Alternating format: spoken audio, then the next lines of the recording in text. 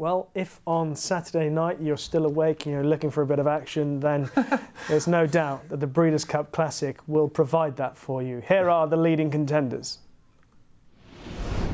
Now they make their way into the far turn, and it is Uncle Si, the leader. Cheat 2 is alongside, and California Chrome is third, just outside the leaders. Samrod is right next to him.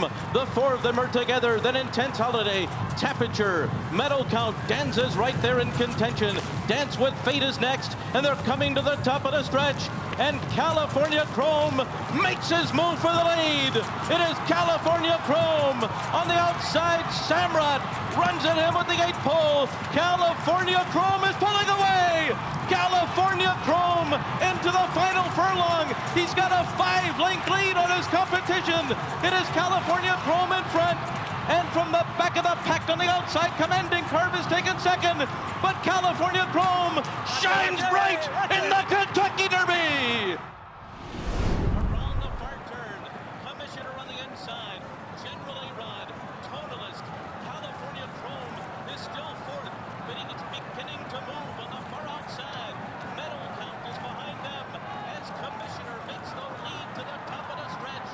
General A-Rod is second, Tonalist. California Chrome, he's on the far outside. He is 4 wide, and they're into that stretch. It's General A-Rod, Tonalist. Here's California Chrome on the far outside, and he's a furlong from immortality. He is up on the outside of Commissioner. Here's Wicked Strong in the center of the track. Commissioner, California Chrome on the outside. Tonalist, Commissioner. It won't be a triple chrome this year. It's going to be close. It's going to be very close, and Tonalist got there. As the field moves around the far turn now, 47 and 2 on his pace here, and it is still Moreno in front. Golden Ticket, Palace Malice now. Palace Malice making his move down toward the inside. It's My Lucky Day. Romance there on the far outside will take charge as well within striking range. He's only 4 lengths from the lead. Then Departing Last Gunfighter on the far outside. Prayer for Relief at the rail, and Moreno's trying to do it all the way on the lead. It's My Lucky Day to the attack on the inside. Now he switches outside as Moreno angles in, and Palace Malice is toiling. He's struggling today.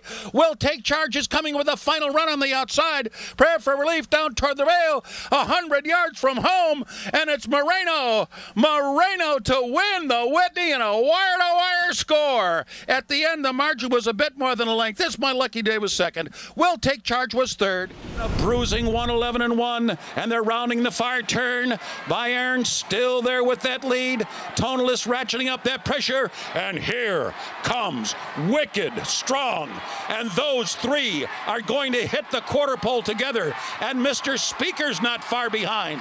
He's now running fourth, and the field turns for home. Top of the stretch, Bayern coming up empty, not Wicked Strong, he's got the lead, and Mr. Speaker gonna try to take it to him. VE Day late on the scene. Tonalist down toward the inside, coming to the final 16th. It is still Wicked Strong, but here comes VE Day with a final try. Who will win the Travers? It will be Too Close to Call. Past the half mile they go, and Game On Dude set sail for home. Game On Dude opens up to lead by 6 as they go into the turn. Toast in New York coming after them. You know, I know. Shared Belief is starting his run. Now Shared Belief is on the move, and here comes Shared Belief in the black cap on the outside. Quarter of a mile to go. Game On Dude. Toast of New York running a huge one, but it is Shared Belief who's now let loose, and here is Shared Belief on the grandstand side going right on by. Homeward bound in the Pacific Classic, and it's all Shared Belief. Toast to New York, Game On Dude dropping out of it, but it is Shared Belief in another absolutely awesome performance. Shared Belief will remain unbeaten and basically untested. Mike Smith and Shared Belief have won the TVG Pacific Classic. Britannico is in the clear on the outside after a half of 47 and 4. Temperature has edged his way up within 3.5 lengths of the lead as they run to the half-mile pole. Then it's Noble Moon, Classic Jock and Roll, and nothing yet from Candy Boy. 3.5 furlongs to go in the Pennsylvania Derby, and Bayern lets it out a notch. It's Bayern a length and a half. CJ's Awesome trying to stay with him now. Victor Espinoza says go with California Chrome. He's trying to get out from in behind the leader. They come to the top of the stretch. Temperature into contention as he unwinds with a run on the outside. Bayern still holding on to the lead as they hit the top of the stretch. Still nowhere to go right now for California Chrome. On the outside, Temperature trying to get involved, but it's Bayern coming to the 8th pole. Bayern has opened up 3. California Chrome on the inside is giving his best, but he's dropping back. On the outside, Temperature is taken second. It's Bayern pulling away. They're coming down to the finish, and it will be Bayern impressive on the front end today. Bayern's got it by 5. There's a loose horse in the middle of the pack as they go around the far turn. Big Casanova is the leader. Long River. And on the inside, Moreno. They're together second and third. Perhaps a dicey situation here with that loose horse. Farther back is Big Zevo. V.E. Day is making a run along with Tonalist and Stefanozzi. They're coming for the quarter pole. And 3 of them across the track. Long River, Moreno, Big Casanova now dropping back. Here comes Zevo. V.E. Day on the outside. Tonalist looking to come on through. They're coming down for the 8th pole. And it is Long River. And Tonalist now moves to the outside and has some run. Long River and Tonalist and Zevo with a 16th to the wire. And it's going to be Tonalist returning to the scene of his Belmont Stakes victory to capture the Jockey Club Gold Cup. Zevo was second. They go to the half-mile pole. The long shot Mystery Train now ensures they keep up a good pace. Fedbers right there second. Then comes Sky Kingdom. Imperative sent along on the inside. Shared Belief on the far sides. Had to go the farthest of all. Shared Belief now 5 wide as they go into the turn. Then Footbridge and Majestic Harbour. 3/8 of a mile to go, and Fedbers had the rail trip throughout. Mystery Train under pressure. On the far side, Imperative. Shared Belief in 4th, Footbridge on the inside. Shared Belief now hooking to the outside in the black cap. And Shared Belief, can he give away the ground and still beat them? They come for home, and here's Shared Belief on the outside. Fedbers trying to keep him at bay. Fedbers and Shared Belief. Footbridge joins the fray down at the rail. A desperate finish. Shared Belief on the outside. Fedbers. Shared Belief going to just keep his unbeaten record. Yes, he has. Shared Belief 7 for 7. Fedbers ran his heart out in second. Oh, what a wonderful race this promises to be on Saturday night. The Breeders' Cup Classic, Shared Belief, unbeaten. The 7-4 favourite for Mike Smith from stall 6. We've got Toast of New York for the Jamie Spencer, Jamie Osborne combination, and Michael Buckley at 12-1. Also in there, California Chrome, who was the hero of the early part of the American season, for Victor Espinoza, who is in at 7-1. We're going to talk to James about how he thinks this race is going to unfold, and we've got to start with Shared Belief, James. Clearly, he has got an abundance of talent, but also a wonderful attitude, which he proved last time out. Yeah, that's why he's unbeaten. Those 2 elements that you've spelled out perfectly for the viewers. He's got so much ability, this horse. A wicked turn of foot for a dirt horse. And, well, what I was saying on the programme about Mike Smith was borne out to perfection there. He did tremendously well to win the horse after covering, I think it was 6 or 7 lengths more than everything else, according to Tracker's numbers. He's the standout horse here, isn't he? There's no argument with that on what's been done. However, this is perhaps my strongest view of the entire meeting at this stage. I really think that the Breeders' Cup Classic, as it goes on, will turn out to be a race that exhibits the lack of stamina amongst American dirt horses increasingly, and I think we'll see staying horses win this race more and more often. And I think having been a really strong stayer at the trip has already carried a horse like Drosselmeyer and Blame to victory, as well as before that in Vazor and St. Liam and Pleasantly Perfect, who are all strong stayers. And I think that Tonalist appeals to me an absolute ton here. I think he's a very, very good horse indeed. I think we haven't seen the best of him. People are going to say his best form's at Belmont, but that's compartmentalising him. Sorry. What he really wants is a strong pace, and the Belmont surface is deeper, and so that kind of gives him the right platform. But he stays really strongly. Christophe Clement's a brilliant trainer at placing horses for a big race. And I think, unlike Shared Belief, who's run some really hard races and has shown what he can do, and I've no quibble with him at all. I think he's a good one. but he's basically a speedy horse, speedy 9 furlong horse. This fellow is a slugger to end all sluggers, tonalist, and I think he'll outstay a lot of them here, and I really fancy him for this race. Okay. What about California Chrome, who, before the Kentucky Derby, he ran up a sequence of successes at Santa Anita. He had the layoff after running behind Tonalist in the Belmont. Some people say there was an excuse for the run in the Pennsylvania Derby because he was down on the inside. Even though he's got a wideish draw here, they say that will suit the style of running.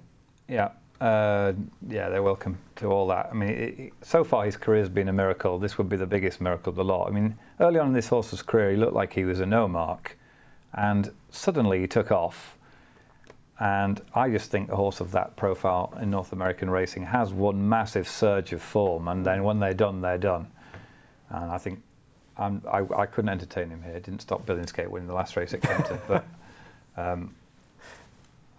you've got to have views. That's the thing, isn't it? I mean, you've got to have views to find your way into competitive races. You've got to say what you think. You've got to be authentic, because you can't sit on the fence when it comes to making a wager.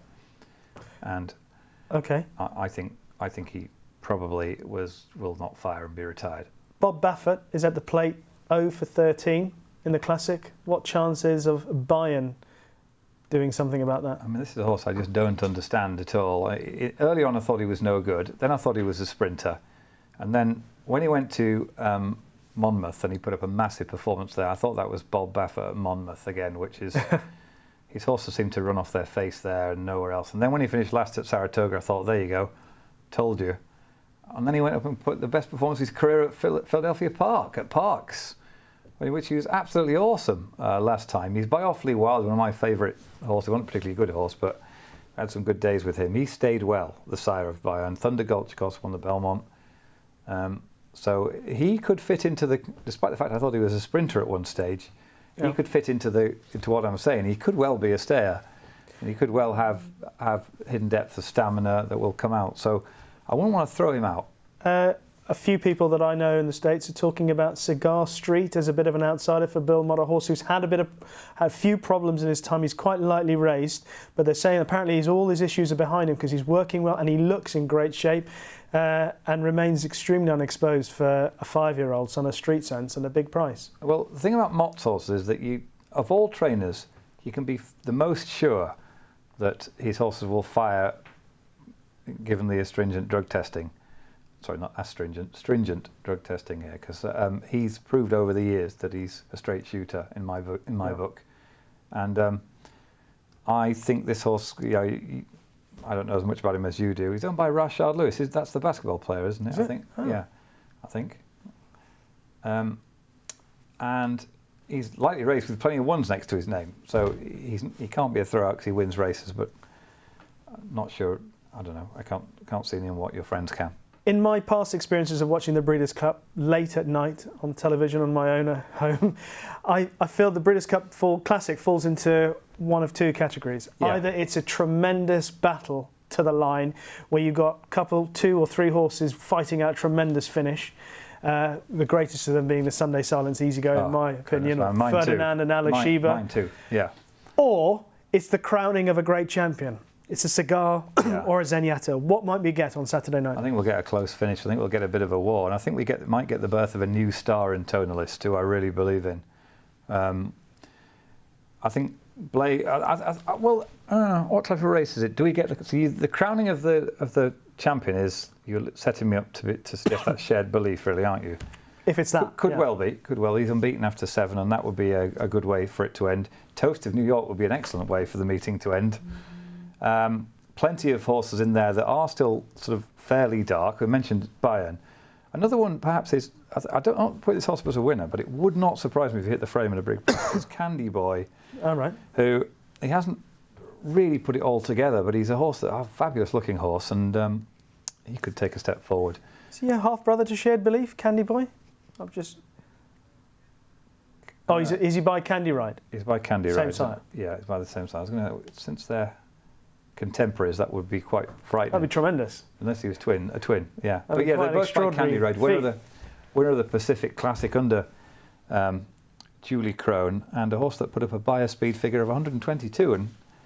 And that reminds me, of course, the great man is on the show. If you're just tuning in, Andy Bye will be with us. Is it after 8? After this next race. After this next race, yeah. so goodness me, you don't want to miss that.